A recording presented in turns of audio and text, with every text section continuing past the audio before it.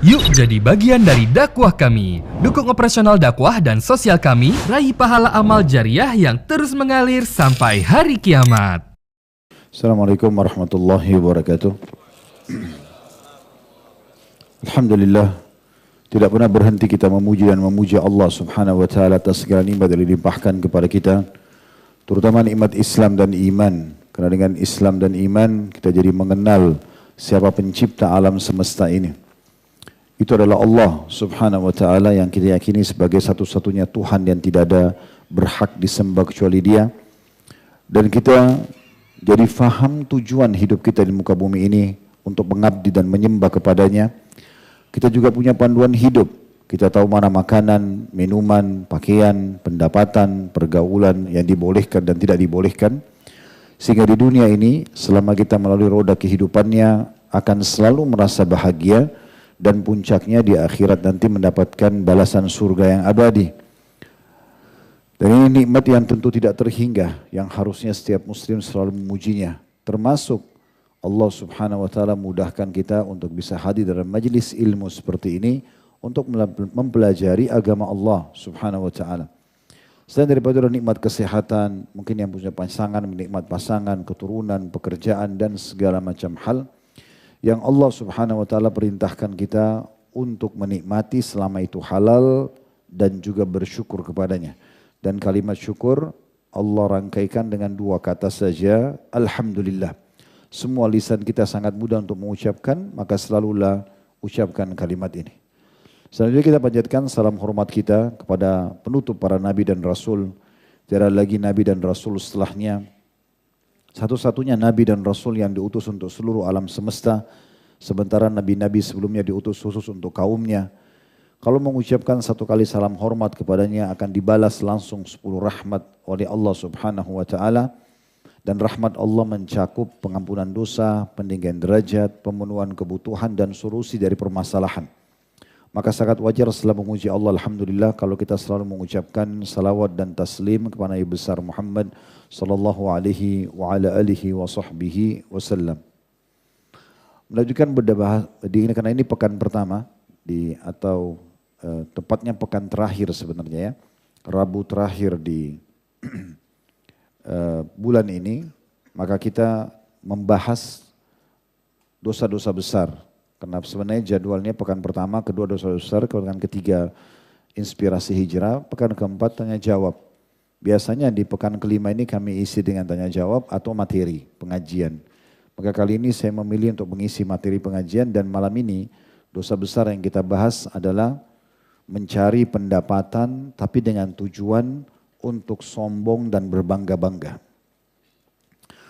Beranjak daripada hadis Nabi SAW, saudaraku Siman, hadis ini dinukil oleh Al-Mundhiri dalam kitab At-Targhib Tarhibnya dan dikuatkan oleh Syekh Albani dengan disahihkan hadis ini dengan sanad sahih di ghairihi dalam kitab Sahih At-Targhib Tarhib. Tepatnya disebutkan dalam kitab jual beli di nomor hadis 1692. Hadis yang berbunyi dari Ka'ab bin Ujrah radhiyallahu anhu, beliau mengatakan marra 'alan nabi sallallahu alaihi wasallam rajulun. Ada seseorang yang sempat melewati Nabi sallallahu alaihi wasallam, fara'a ashabu Rasulillah sallallahu alaihi wasallam min jaladihi wa nasyatihi. Dan para sahabat Nabi melihat kerja kerasnya orang itu dan semangatnya. Karena dia sampai keringatan, dia memikul barang-barang dagangannya, dia berusaha untuk bekerja dengan semangat. Faqalu, maka para sahabat Nabi berkata, ya Rasulullah, wahai utusan Allah, lau kana hadza fi sabilillah. Andai saja orang yang seperti ini, yang semangat luar biasa untuk mencari pendapatan, bekerja keras sampai keringatan, memikul barang-barangnya, itu dihitung seperti orang yang berada di jalan Allah. Maksudnya mendapatkan pahala.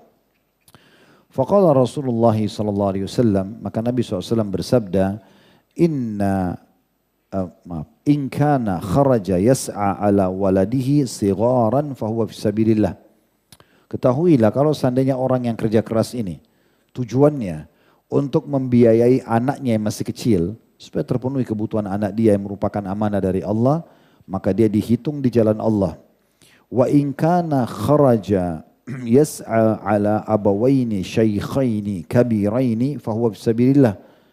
Dan kalau dia juga bekerja seperti ini, keringatan, semangat, terus saja mencari pendapatan untuk membiayai kedua orang tuanya yang sudah tua, maka juga dianggap dia di jalan Allah. Wa in kana kharaja yas'a ala nafsihi ya'ifuha fahuwa fisabilillah. Dan kalau dia keluar tujuannya untuk memenuhi kebutuhan dia pribadi, maka dia juga di jalan Allah. Kemudian penutupan hadisnya ini akan jadi bahasan kita dan saksi bahasan kita di garis bawahi. Wa in kana kharaja yas'a riya'an wa mufakharatan fahuwa fi sabilis syaitan. Tapi kalau seandainya orang seperti ini keluar mencari pendapatan, tujuannya untuk riya, untuk pamer, dan juga sombong, fahuwa fi sabilis syaitan. Maka orang ini berarti berada di jalan syaitan. Kalau di jalan syaitan berarti menuju kemana? Ke neraka. Berarti kita lihat di sini ada dua bagian hadis. Kalau orang itu bekerja, tujuannya mencari nafkah untuk dirinya, untuk anaknya, untuk orang tuanya. Tentu kalau anak masuk dalamnya adalah juga istri. Dia membiayai kebutuhan-kebutuhan ini semua dari rezeki halal, maka itu pahalanya sangat melimpah. Tapi kalau dia cari pekerjaan, jabatan, pendapatan, semua ini tujuannya untuk riya, pamer, ya, pamer kekayaan, pamer jabatan, atau mufakharatan, sombong, menganggap remeh orang lain, maka berarti dia berada di jalan syaitan yang berarti akan membawanya menuju ke jalan neraka. Berarti ada dua bagian. Kalau bekerja ya, untuk keluarga, untuk diri kita, dan tujuannya hanya itu saja, sampai ajal datang, maka semuanya pahala. Tapi kalau dia keluar, cari jabatan, pekerjaan, justru untuk berbangga-bangga, justru untuk sombong dan menjatuhkan orang lain, maka dia berdosa. Nah, saksi bahasan kita adalah penutupan hadis ini. Baik, kita akan bahas teman-teman sekalian, kajian kita ini bermula dulu dengan bagaimana gambaran Islam tentang seharusnya seseorang muslim itu bekerja keras mencari pendapatan. Apakah memang ada motivasi dalam Islam yang berhubungan dengan masalah ini? Apakah itu akan dinilai pahala di sisi Allah Subhanahu wa taala? Jawabannya iya. Dan Islam sangat membenci pengangguran, malas, ya, mengemis. Semua itu dilarang dalam Islam. Semua itu dilarang dan terlalu banyak dalil-dalil syar'i yang berhubungan dengan masalah ini. Akan kita sebutkan beberapa statement kaum salaf berhubungan dengan masalah itu. Tapi kita akan mulai dalil tentang masalah pentingnya seseorang itu bekerja, terutama kaum laki-laki. Karena kita memang disuruh mencari rezeki untuk bisa memenuhi kebutuhan kita. Bermula dari surah Al-A'raf ayat 32, di mana Allah Subhanahu wa taala berfirman, "Kul man harrama zinatallahi allati akhraja li ibadi wat thayyibati minar rizq. Kul hiya lil ladzina amanu fil hayatid dunya khalisatan yaumal qiyamah." Al-ayah. Artinya, katakan hai Muhammad, siapakah yang berani mengharamkan atau melarang apapun yang Allah sudah keluarkan untuk hamba-hambanya nikmati, makanan, minuman, ya, pendapatan, rumah, kendaraan, pakaian. Siapa yang mengatakan itu haram? Sementara Allah sudah siapkan untuk perhiasan bagi hamba-hambanya dan juga thayyibat minar rizq. Semua yang bagus-bagus, yang berkualitas selama halal boleh dinikmati. Maka Allah mengatakan, katakanlah pendapatan-pendapatan seperti itu menikmati sesuatu yang halal untuk orang-orang beriman di dunia dan juga orang kafir akan mendapatkan di dunia, namun di akhirat khusus untuk orang-orang beriman saja. Jadi orang beriman kalau mereka bekerja mencari nafkah, mereka bisa nikmati di dunia, mereka makan makanan yang enak, minum minuman yang enak, pakai pakaian yang nyaman, kendaraan, rumah segala macam. Islam tidak pernah batasi pendapatan penganutnya. Boleh dia menjadi orang paling kaya, orang yang paling tinggi jabatannya, orang yang paling bagus prestasi di lembaga pendidikannya, boleh saja. Tidak dilarang, selama itu halal. Gitu kan. Dan dia bisa nikmati di dunia, di akhirat juga. Kalau dia niatkan itu, bukan untuk sombong, akan menjadi sumber pahala dan derajat yang tinggi di surga. Maka Allah mengatakan, katakanlah itu untuk orang-orang beriman di dunia dan di akhirat khusus untuk mereka saja. Akan mendapatkan balasan yang sempurna di surga nanti. Kemudian juga Allah subhanahu wa ta'ala memerintahkan kita agar mencari rezeki. Menyebar di muka bumi. Terutama bagi kaum laki-laki dalam surah Al-Mulk ayat 15. Huwallazi ja'ala lakumul arda dhalulan famshu fi manakibiha wa kulu min rizqi wa ilaihin nusyur. Dialah Allah yang telah menjadikan untuk kalian bumi layak untuk dipijaki, ditinggali, diambil hasilnya, dicocok tanami, dibangun atasnya. Maka makanlah dari rezeki yang bisa didapatkan di sana dan ketahuilah kalian akan kembali kepada Allah. Juga dalam surah Jum'ah ayat 10. Allah subhanahu wa ta'ala berfirman, فَإِذَا قُضِيَتِ الصَّلَاةُ فَانْتَشِرُوا فِي الْأَرْضِ وَابْتَغُوا مِنْ فَضْلِ اللَّهِ وَاذْكُرُوا اللَّهَ كَثِيرًا لَعَلَّكُمْ تُفْلِحُونَ. Kalau sudah selesai sholat Jumat, kata Allah, atau selesai sholat, maka menyebarlah di muka bumi. Bukan sholat Jumat saja ya, semua sholat, kalau sudah selesai sholat, menyebarlah di muka bumi. Untuk mencari karunia Allah. Dan ikutkan kegiatan kalian itu banyak mengingat Allah. Artinya hati-hati dengan lupa kepada Allah yang terjerumus pada yang haram. Agar kalian termasuk orang-orang yang beruntung. Nabi SAW bersabda dalam hadis yang masyhur riwayat Bukhari, "Li'an ya'khudha ahadukum abhulah." Ketahuilah seseorang di antara kalian wahai kaum muslimin mengambil potongan-potongan tali bersamanya. Thumma ya'til jabal. Lalu dia mendatangi gunung. Thumma ya'ti bihizmatin min hatab. Kemudian dia mengambil potongan-potongan kayu kering, ranting kering. Fayabi'aha. Kemudian dia menjualnya. Dia mengikat dengan tali tadi yang dia bawa. Lalu dia pikul di pundaknya. Dia bawa ke pasar, dijual. Fayastagni bithamaniha. Kemudian dia mulia. Bisa memenuhi kebutuhannya dari nilai jual ranting kering itu. Khairun lahu min an yas'alan nas. Akan lebih baik baginya daripada dia mengemis kepada orang. A'tauhu au mana'u. Baik orang-orang memberikan atau orang menolaknya. Dan kita lihat bagaimana statement banyak sekali di antara salafus salih. Saya ingin mulai dengan penyampaian yang disampaikan oleh Luqman Al-Hakim alaihi salam. Ini seorang nabi, walaupun beliau tidak masuk dalam hitungan 25 nabi dan rasul, tetapi disebutkan dalam Al-Quran namanya surah Luqman, ada Luqman ya. Luqman alaihissalam berkata kepada anaknya dalam satu riwayat, "Ya bunayya, wahai anakku, istagni bil kasbil halal." Selalu cari pendapatan halal. Jangan pernah malas, jangan pernah mengemis, bekerja, cari pendapatan tapi halal. Fa innahu maftakara ahadun illa asabathu ihda thalathu khisal. Karena tidak ada orang yang meninggalkan pendapatan bekerja yang halal itu kecuali dia akan ditimpa salah satu dari 3 permasalahan. Yang pertama kata Luqman, rikkatun fidinihi, lemah agamanya. Orang yang tidak punya pendapatan, malas, pengangguran, agamanya lemah. Bisa dibeli ya, dengan sebungkus makanan, dengan pakaian, pindah agama. Agamanya lemah. Tapi di saat kita punya pendapatan, punya pekerjaan, agamanya kuat. Maka yang paling pertama musibah yang datang kepada orang yang malas dan tidak punya pendapatan, lemah agamanya, lemah keyakinannya. Yang kedua, kata beliau, au dha'fun fi aqlihi, atau akalnya lemah. Akal juga bisa lemah. Lihat orang-orang yang pengangguran itu, bertahun-tahun pengangguran, cuma nunggu pemberian orang, mengemis pada orang lain. Dia tidak akan punya banyak ide. Kaku, vakum, gak bisa buat apa-apa.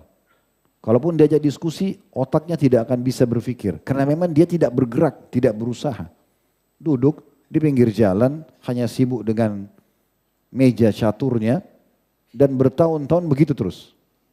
Ngobrol, yang penting minum kopi, 1 gelas cukup, gak masalah. Sama temannya tidak bekerja, bahkan kadang-kadang ganggu orang. Saya tidak tinggung siapapun, ini saya cuma kasih contoh secara umum. Ya. Tapi memang umumnya orang seperti ini kata Luqman, dha'fun fi aqlihi. Beda dengan orang yang berusaha kerja di sini, walaupun dia misalnya tidak bisa lanjutin kerja, dia buat melamar di tempat lain, dia berusaha berpikir bagaimana mengembangkan usahanya, bagaimana membiayai keluarganya, maka otaknya itu bergerak. Maka tidak lemah dia secara akal. Karena biasa menghadapi permasalahan-permasalahan lalu mencari solusinya. Yang ketiga, awwahaun fi muru'ati. Orang yang tidak punya pendapatan terutama halal terhina kehormatannya. Ya. Kalau dia miskin, dia susah, maka bisa saja dihina kehormatannya. Ya. Kemudian kata beliau, tentu ini bukan bicara, oh kalau begitu orang miskin terhina Ustaz. Bukan. Tetapi ini adalah motivasi agar orang semuanya bekerja. Karena orang yang berhasil teman-teman sekalian, orang yang sukses itu dari sisi ekonomi pun sama waktunya sama kita. Ya, 24 jam sama nggak? Atau orang kaya itu waktunya 27 jam? Enggak. Sama punya dua mata enggak? Sama punya dua tangan, dua kaki, sama lahir dari rahim seorang ibu, sama bernafas juga dari hidung. Mereka enggak punya ekstra hidung di kepalanya supaya bisa nafas lagi tambahan enggak. Kenapa mereka bisa, kenapa kita enggak bisa? Al-malas.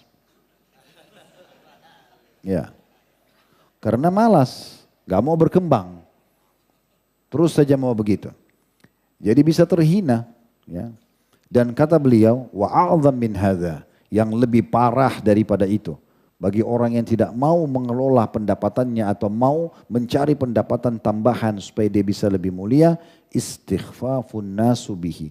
Orang akan anggap remeh. Apa kata Umar? Ini kata Umar bin Khattab radhiyallahu anhu, statement yang sangat menarik dari bahasa beliau. Beliau mengatakan, inni la'ara ar-rajula fayu'jibuni syakluh. Saya pernah lihat orang, saya kagum dengan penampilannya. Oke banget penampilannya. Tampan, bersih, berwibawa. Kata Umar, فَإِذَا سَأَلْتُ عَنْهُ فَقِيلَ لَا عَمَلَ لَهُ سَقَطَ مِنْ عِينِي. Tapi pada saat saya tanya, ada kerjaannya enggak? Ada bisnis yang dia kembangkan enggak? Ada kreativitas yang dia lakukan untuk punya pendapatan? Kalau dikatakan tidak ada, maka jatuh dia dari mataku. Enggak punya penilaian. Ya. Begitu juga diingatkan oleh Qais ibn Asim rahimahullah pada saat beliau mau wafat, seorang ulama di masanya, dia mengumpulkan anak-anaknya sambil dia memberikan nasihat begini. Alaikum bil mali wastina'ah. Kalian harus mencari pendapatan, punya harta, ya, dan mengelolanya dengan baik. Fa innahu mambahatul karim. Karena dia adalah sumber yang baik. Punya pekerjaan, punya pendapatan, mulia. Wa yustagna bihi 'anil laim, dan menyelamatkan dari kehinaan. Wa iyyakum wal mas'alah, dan jangan pernah buka pintu mengemis. Fa innahu akhiru kasbar rajul. Karena dia adalah pendapatan terakhir bagi seseorang. Kalau betul-betul usaha kita sudah bangkrut, kita nggak bisa lagi makan pada hari itu kecuali minta, maka di saat itu kita minta. Dan perlu teman-teman tahu, terutama kaum laki-laki di sini. Ya, Nabi SAW dalam banyak hadis, beliau yang mulia, beliau melarang umatnya terutama dari kalangan laki-laki itu untuk meminta sesuatu selama masih punya bekal makan walaupun satu kali sehari. Kalau kita masih punya bekal untuk makan sehari nggak boleh ngemis. Mau kerja, cari pendapatan mulia, bukan ulurin tangan. Dan ingat hadis Nabi SAW, tidak ada orang yang membuka pintu afaf kemuliaan. Dia mau punya pendapatan tapi dari hasil kerjanya, kecuali Allah bukakan pintu kekayaan.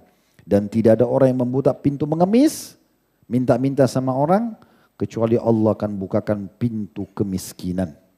Ya, ini jelas sekali dalilnya. Sa'id bin Musayyib rahimahullah, seorang ulama tabi'in juga berkata, la khaira fiman la yatlubul mal.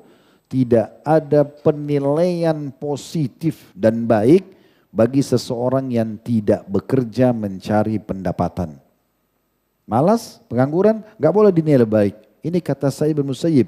Ini ulama besar kalangan tabi'in, muridnya Abdullah bin Umar radhiyallahu anhu. Kalau antum baca Sa'id bin Musayyib, ini ulama besar. Beliau mengatakan tidak ada kebaikan bagi orang yang tidak cari pendapatan. Yaqdi bihi dainah, yang dia bisa bayar utang-utangnya dari pendapatan itu, wa yasunu bihi 'irdah, dia jaga kemuliaannya, ya, nama baiknya, wa yaqdi bihi zimamah, memenuhi kebutuhan-kebutuhannya, wa in mata, kalau dia mati, taraka mirasan liman ba'dah, dia bisa tinggalkan warisan buat anak cucunya. Selama hidup terpenuhi, meninggal juga tinggalkan baik untuk anak cucunya. Ya. Jadi pendapatan itu luar biasa dalam Islam. Ya. Saya pernah menyusun teman-teman sekalian sebuah tema. Tema itu saya judulkan Islam dan Kekayaan. Di situ kami sebutkan 40 alasan secara agama kenapa kita harus punya pendapatan. Kenapa kita harus mengejar menjadi orang yang mampu dan punya pendapatan. Dan banyak sekali syariat Allah Subhanahu wa taala yang berhubungan dengan masalah pendapatan. Ya, itu mungkin ada pertemuan tersendiri. Kemarin sempat kalau tidak salah tablik akbar waktu itu ya, kita di Jawa Timur. Dan itu insya Allah sudah diangkat di YouTube kami, bisa lihat Islam dan Kekayaan. Cukup banyak sekali. Ya, di antaranya haji, zakat. Itu kan memang dikatakan bagi yang mampu. Tapi jangan antum mengatakan, oh saya kan tidak mampu. Udahlah, saya nggak usah pikirin zakat. Gak apa-apa, saya jadi mustahik aja terus penerima zakat. Enggak, antum harus dobrak diri antum, harus kapan saya bisa menjadi muzaki, saya mengeluarkan zakat. Jangan terus menerima dari orang, mohon kepada Allah dan berusaha. Dan seorang penyair Arab mengatakan, manjadda wajad, yang berusaha pasti akan dapat. Ini penting sekali untuk digarisbawahi. Begitu juga dengan haji, jangan bilang, oh saya tidak mampu jadi nggak usah pikirin haji. Enggak, targetkan bagaimana sebelum meninggal harus bisa haji. Dan innamal a'malu binniyat. Allah akan balas sesuai dengan niatnya. Kalau antum niat, ya sudahlah saya nggak mampu, nggak usah pikirin zakat, nggak usah pikirin haji. Ya sudah sesuai dengan niat antum. Enggak, saya harus haji, saya harus zakat, saya harus maju, saya harus punya perusahaan, saya harus bisa biaya keluarga saya harus begini dan begitu. Allah kasih nanti. Innamal a'malu binniyat. Semua sudah dengan itu. Udah deh saya bekerja begini, pendapatan saya 2 juta, udah gini aja deh, enggak apa-apa sampai tua. Ya udah dikasih sampai tua begitu. Kan? Baik, selanjutnya Nabi SAW sendiri dalam riwayat Imam Ahmad memerintahkan kita semua agar berlindung kepada Allah Subhanahu wa taala dari kefakiran, kekurangan, keterhinaan. Kata beliau dalam hadis yang sahih ini, ta'awwadhu, selalu minta perlindungan kepada Allah minal fakri, dari kemiskinan, wal killati, kekurangan, wadzillati, dan keterhinaan. Dan beliau mengingatkan juga ya dalam hadis yang lain riwayat An-Nasa'i, Allahumma inni a'udzubika minal ju'. Ya Allah, aku berlindung kepadamu jangan sampai aku kelaparan. Maksudnya tidak punya pendapatan. Fa inna bi'sal daji', ya artinya karena itu adalah seburuk-buruk keadaan. Dan juga beliau mengajarkan kita semua umatnya doa, Allahumma inni a'udzubika minal ajzi wal kasal. Ya Allah, aku berlindung kepadamu jangan sampai aku putus asa dan juga malas. Wal jubni wal bukhul, aku pengecut, jadi pengecut dan juga pelit. Wa ghalabati daini wa qahri rijal, dan dikuasai, terlilit utang dan dikuasai oleh orang-orang. Umar bin Khattab radhiyallahu anhu pernah satu kali teman-teman sekalian beliau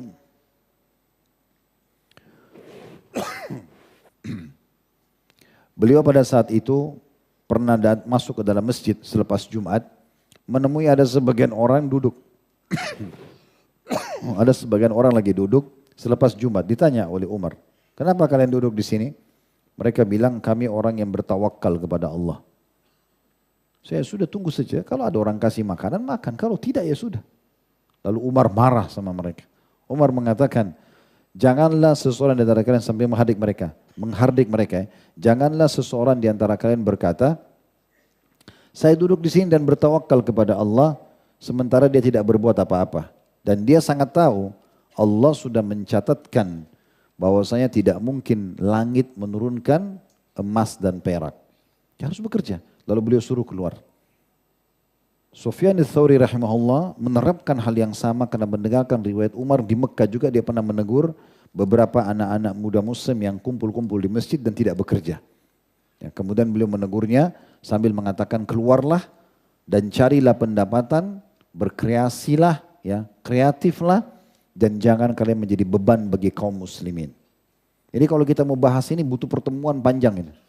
Ya, biasanya kalau bahas tentang masalah motivasi kerja, etos kerja, ini butuh waktu yang cukup panjang. Tapi ini insya Allah mewakili pentingnya seseorang muslim peduli dengan masalah pendapatannya. Nah, dalam mencari pendapatan ini teman-teman sekalian, kita sudah dengar tadi motivasinya dalam Islam. Kita disuruh cari rezeki dan tidak ada batasannya.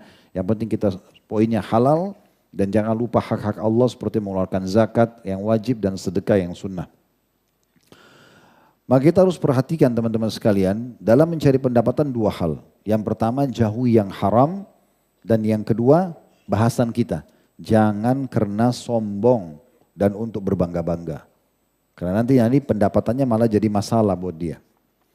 Kita bahas dulu masalah tidak bolehnya ada pendapatan yang haram.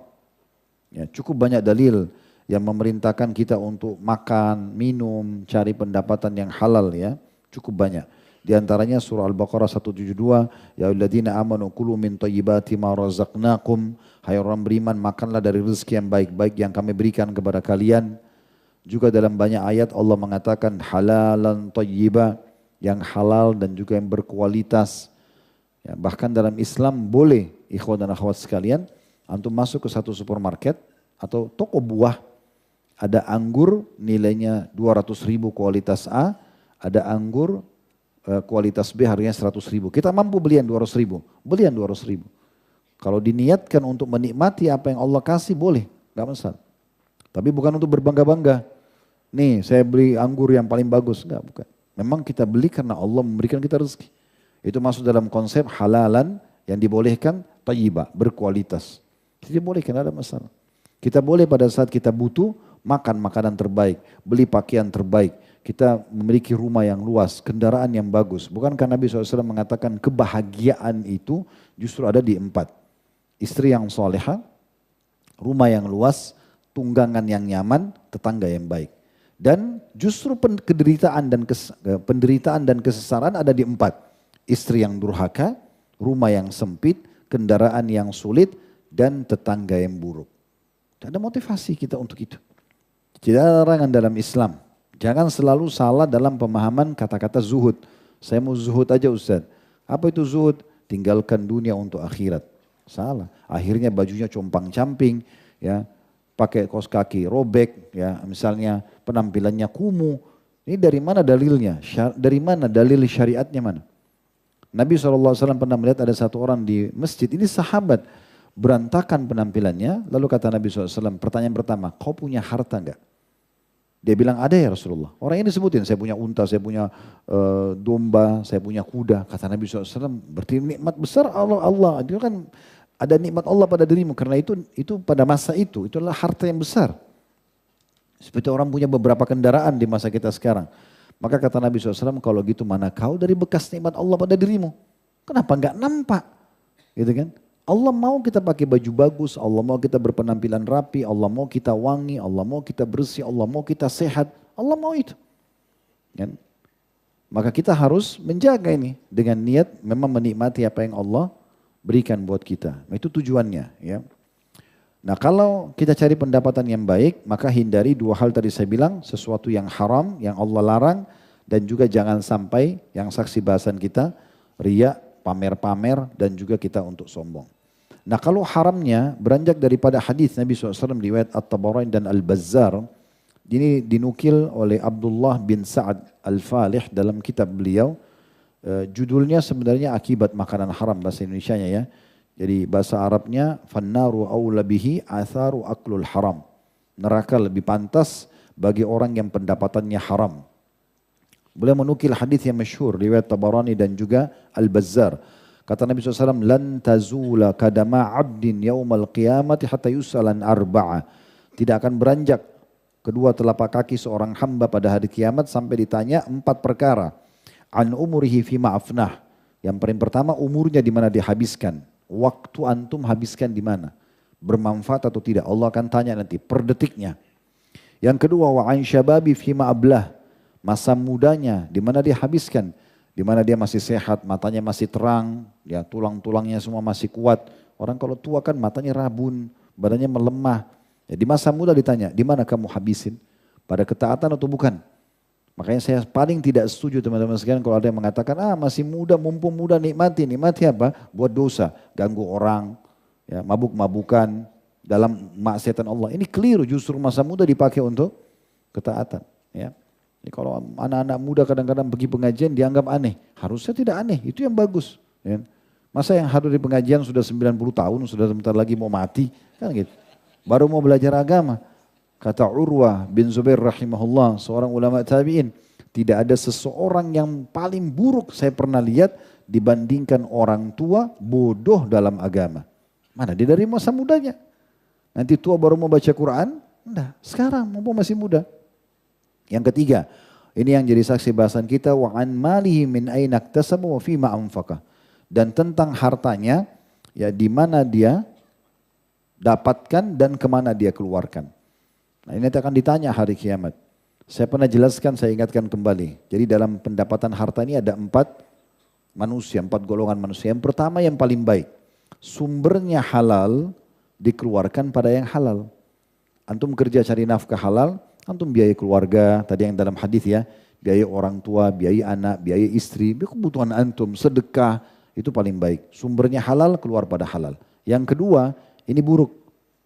Buruk sebagian, bagus sebagian. Yaitu pendapatan halal tapi dikeluarkan pada yang haram. Antum kerja halal tapi dipakai zina, dipakai judi. Setengahnya pendapatan halalnya waktu kerja bagus, berpahala. Tapi dikeluarkannya pada yang haram jadi dosa. Itu akan ditanya, makanya dikatakan kata Nabi SAW tentang harta dari mana pendapatan, di mana keluarkan. Nah ini kan penting. Berarti bukan hanya dari mana saya dapat tapi dipakai untuk apapun akan ditanya. Yang ketiga ini dosa. Dibalik dari yang kedua tadi. Ini pendapatan haram tapi dipakai untuk halal. Hasil korupsi, hasil manipulasi dipakai umroh. Atau kasih orang tua, sedekah. Nggak diterima. Dalam sebuah hadis kata Nabi SAW, tidak ada seseorang hamba yang bersedekah dari harta haram kecuali akan menambah hukuman Allah padanya. Nah, begitu koruptor-koruptor pada biayain orang umroh haji, tambah dosa aja buat dia. Ini buruk. Yang keempat, orang yang paling buruk, sumbernya haram, keluar pada haram, hasil curian dipakai zina. Nah ini orang yang paling buruk. Jadi jadilah golongan pertama, pendapatannya halal, keluar juga pada yang halal. Kemudian yang keempat yang ditanya, wa an ilmihi madza amila fi. Dan tentang ilmunya dia gunakan untuk apa. Seorang muslim teman-teman memang wajib peduli dengan masalah pendapatan halal atau haramnya. Bahkan Sa'ad radhiyallahu anhu berkata, sahabat Nabi, aku tidak pernah memasukkan sesuap makanan ke mulutku kecuali aku pastikan dari mana sumbernya halal atau tidak.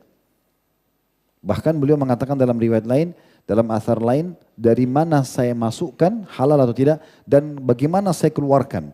Mengeluarkan saja di WC harus di tempat yang tidak syubhat. Begitu Sa'ad telitinya radhiyallahu anhu. Nabi SAW mengingatkan memang akan ada keadaan umat ini di akhir zaman. Dalam hadis Bukhari, kata beliau, ya'ti 'alan nasi zamanun la yubalil mar'u ma akhadha minhu aminal halali aminal haram. Akan datang zaman nanti, ya, banyak manusia atau umat Islam ini tidak peduli lagi dari mana sumber pendapatannya, apakah halal atau haram. Nah kalau ada yang bertanya, lalu apa masalahnya Ustaz kalau dari sumber haram? Banyak sekali. Yang pertama, hilang keberkahan daripada pendapatan itu.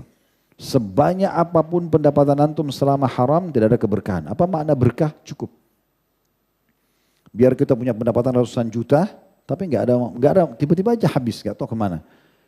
Tapi kalau keberkahan, pendapatan cuma 2 juta, 3 juta, 4 juta, tapi berkah, artinya Allah SWT berikan kecukupan. Ada orang hidup sama 2 anaknya, 3 anaknya, istrinya ada, mertuanya kadang-kadang datang, bisa dibiayai dari uang itu, ada keberkahan. Itu yang paling pertama. Itu diangkat daripada sabda Nabi SAW. Beliau angkat dalam bukunya ya. Al-bayyi'ani bil khiyari malam yatafarraqa. 2 orang yang sedang transaksi jual beli, ya itu punya pilihan untuk melanjutkan transaksi atau putus atau tidak lanjutkan selama belum berpisah. Fa in sadaqa wa bayyana, kalau dua-duanya jujur dan transparan, burika lahuma fi bai'ihima. Allah akan berkahi di transaksi mereka. Antum kalau jual motor, pernah tabrakan, ditanya, pernah tabrakan enggak? Pernah. Cuma saya sudah bawa ke bengkel, coba lihat aja. Sudah baik kok. Nggak masalah. Jangan bilang, oh nggak pernah tabrakan. Padahal sudah 3 kali tabrakan. Maka itu tidak akan terjadi transaksinya. Orang cuma ambil nomor telepon pergi nggak transaksi. Wa in katama wa kadaba, kalau seandainya dua-duanya menyembunyikan dan berdusta, muhikat barakatu bai'ihima, akan diangkat keberkahan transaksinya. Kemudian yang kedua, tidak akan diterima doanya. Dia panjatkan bagaimanapun kalau pendapatannya haram tidak diterima. Kata Nabi SAW kepada Sa'ad bin Abi Waqqas dalam sebuah riwayat At-Tabarani, ya Sa'ad atib mat'amak takun mustajabat da'wah. Wahai Sa'ad, perbaiki sumber pendapatanmu, makananmu harus halal, maka doamu akan diijabah. Salah satu kelebihan Sa'ad radhiyallahu anhu adalah beliau mustajab doa. Beliau mustajab doa. Tentu banyak sekali dalil berhubungan dengan masalah ini saya ringkaskan. Kemudian juga beliau mengangkat sebuah riwayat tentang masalah haji dan umrah. Walaupun hadis ini diriwayatkan Tabarani masih diperselisihkan ulama. Ada yang melemahkan, ada juga yang menghasankan. Kata Nabi SAW, "Idza kharaja ar-rajulu hajan binafaqatin thayyibah." Kalau seandainya seseorang keluar pergi haji, menggunakan pendapatan yang baik, yang halal. Wa wada'a rijlahu fil gharzi, dan dia mulai meletakkan kakinya di jalan yang dia mau melangkah untuk pergi haji. Fanada labbaik Allahumma labbaik. Lalu kemudian mulailah dia membaca talbiyah. Labbaik Allahumma labbaik, ya Allah aku jawab panggilanmu dengan santun. Nadahu munadin minas sama'. Maka akan ada seruan dari satu malaikat di langit yang berkata kepadanya, labbaika wa sa'daik. Ya, panggilanmu telah dijawab, ya. Dan kebahagiaan akan engkau dapat, zaduka halal, bekalmu halal, warahilatuka halal, tungganganmu juga halal, wa hajjuka mabrurun ghairu ma'zur, dan hajimu akan mabrur, ya, dan tidak akan ditolak. Wa idza kharaja bin nafaqatil khabitha, dan kalau seandainya dia keluar pergi haji, umrah masuk dalamnya dengan pendapatan haram, fa wada'a rijlahu fil gharzi, lalu dia letakkan kakinya, pijakan di tanah yang dia ingin menuju ke Mekah, fanada labbaik. Kemudian dia mulai ucapkan talbiyah labbaik, maksudnya ya Allah aku jawab panggilanmu. Nadahu munadi minas sama, maka akan dia diseru oleh seorang pemanggil atau malaikat dari langit mengatakan la labbaika wala sa'dik. Tidak akan dijawab panggilanmu ini dan juga tidak ada kebahagiaan untukmu. Zaduka haram, pendapatanmu haram, wa nafakatuka haram, juga pendapatanmu haram, wa hajjuka ghairu mabrur, dan hajimu tidak akan pernah, ya, diterima. Dalam hadis yang lain, hadis riwayat Ahmad, kata Nabi SAW, la yaktasibu abdun malan min haramin fayunfiku minhu fayubaraku lahu fi. Tidaklah seorang hamba mencari harta dari keharaman lalu menafkahkan dengan diberikan keberkahan. Maksudnya tidak akan ada keberkahan dari nafkah yang haram. Wala yatasaddaqu bihi fayuqbalu min. Kalaupun dia sedekah tidak akan diterima darinya. Wala yatruku khalfa dhahri illa kana zadahu ilan nar. Dan tidak ada yang dia tinggalkan sebagai warisan kecuali hanya akan menambah, ya, langkah dia menuju ke neraka. Innallaha azza wa jalla yamhus sayyi bis sayyi. Allah tidak akan pernah menghapus kesalahan dengan kesalahan, walakin yamhus sayyi'a bil hasan. Tapi Allah akan hapus dosa-dosa itu dengan kebaikan-kebaikan. Innal khabitha la yamhul khabith. Ketahuilah keburukan tidak akan pernah membersihkan keburukan yang lain. Juga ada statement yang menarik yang saya selalu jadikan motivasi pribadi, ya. Teman-teman bisa jadikan pegangan juga, perkataan Abdullah bin Umar radhiyallahu anhuma tentang pendapatan haram. Beliau mengatakan, sungguh aku menolak 1/6 dirham. 1 dirham itu kecil sekali. Dibagi 6 lagi. Saya 1.000 rupiah dibagi 6 lagi. Ya. 150 rupiah atau 200 rupiah. Ini contoh saja. Ini istilah di masa itu dirham. Dan bukan berarti angkanya sama. Tapi ini contoh 1 dirham itu kecil sekali. 1/6 dirham. Dipecah lagi jadi 6. Ya. Sungguh aku menolak 1/6 dirham dari keharaman adalah lebih baik daripada 100.000 dirham yang dinafkahkan di jalan Allah. Jadi menolak yang haram sedikit lebih baik di sisi Allah menurut Abdullah bin Umar dibandingkan kita sedekah dengan uang yang besar. 1/6 dirham yang ditolak haram lebih aku sukai daripada aku bersedekah dengan 100.000 dinar atau dirham. Abdullah bin Mubarak rahimahullah, seorang ulama tabi'in, mengatakan, sungguh jika aku menolak 1 dirham dari syubhat, Lebih aku sukai daripada bersedekah dengan 600.000 dirham. Nolak 1 dirham, ini ditawarin kita, tapi tidak jelas. Teman kantor tawarin transaksi yang tidak jelas, apalah pendapatnya, tapi kita ragu. Udah, nolak itu lebih baik kata Abdullah bin Barak daripada bersedekah dengan 600.000 dirham. Kita tolak 1.000 rupiah, haram, lebih baik pahalanya di sisi Allah daripada bersedekah dengan 600 juta rupiah misalnya. Itu statement para ulama salaf. Kemudian beliau mengatakan juga hati itu akan rusak dengan pendapatan haram. Imam Ahmad pernah ditanya, bagaimana caranya agar hati bisa lunak? Mudah tersentuh.